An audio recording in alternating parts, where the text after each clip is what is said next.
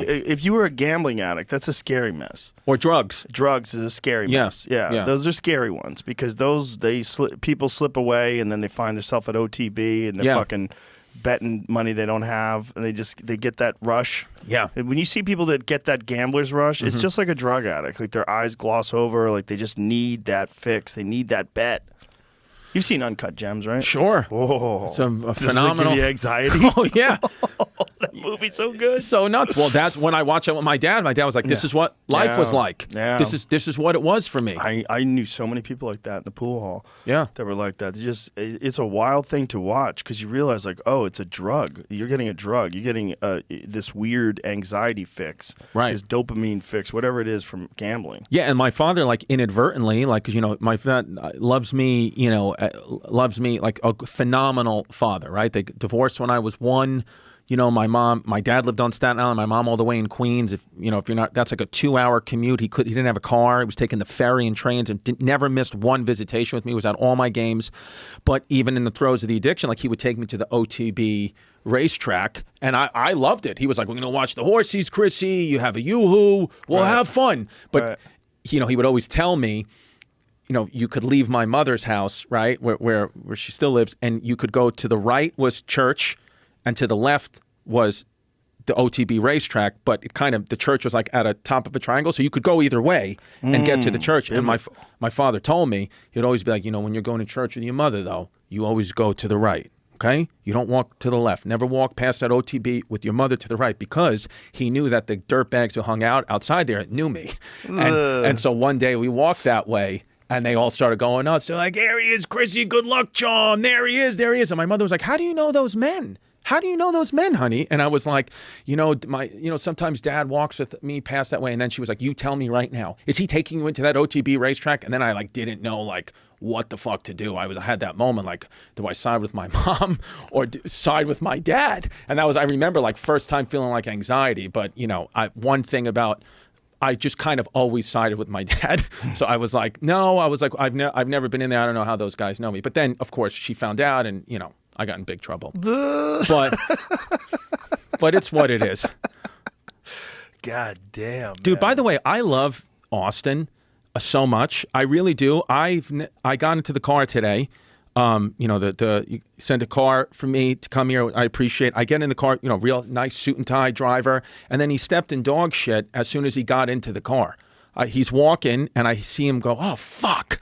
And then he steps in dog shit, and he's just driving in the car, and the entire car smells like dog shit. And I said, "Sir, did you step in dog shit?" And he said, "Yeah, I did." And I was like, "Oh, okay." He was like, "You want me to take my shoes off? I can throw them out right here." And I was like, "You'll drive this car barefoot?" He goes, "Absolutely."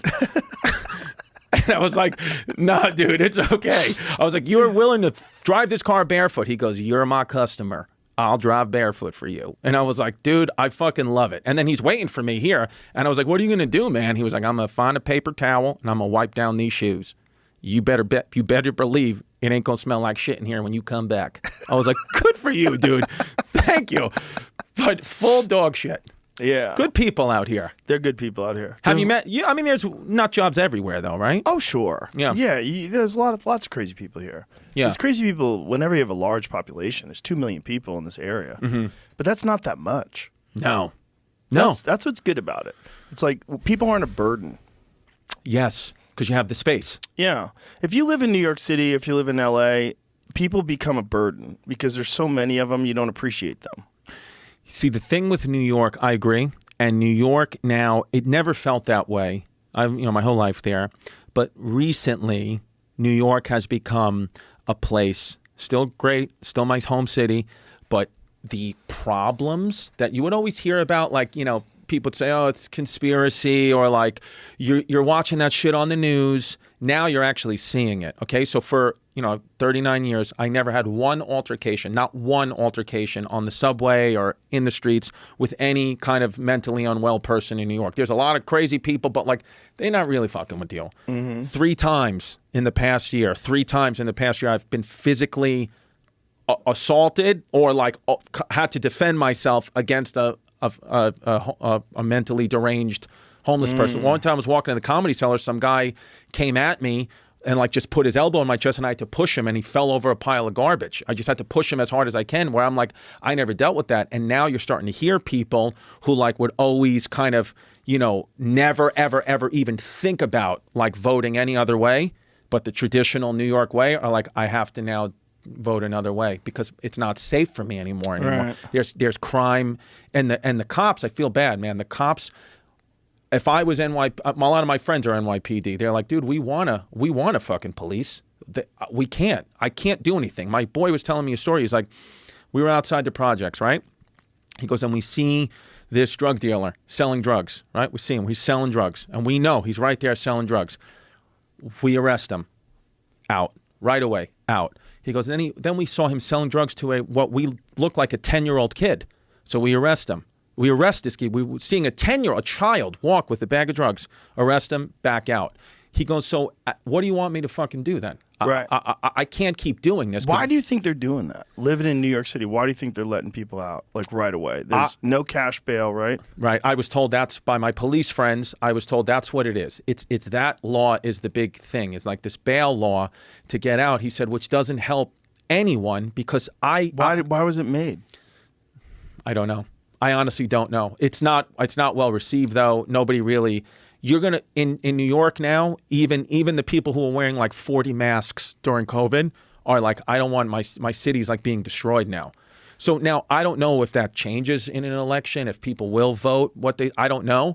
But I'm like, I see it now for the first time ever. I'm like fully seeing people injecting heroin. Fucking, it's wild.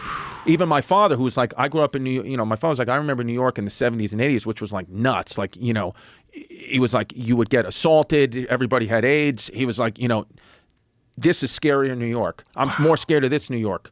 Because, you know, he said in the old New York, you knew which neighborhoods, don't go in that neighborhood. And then you're okay.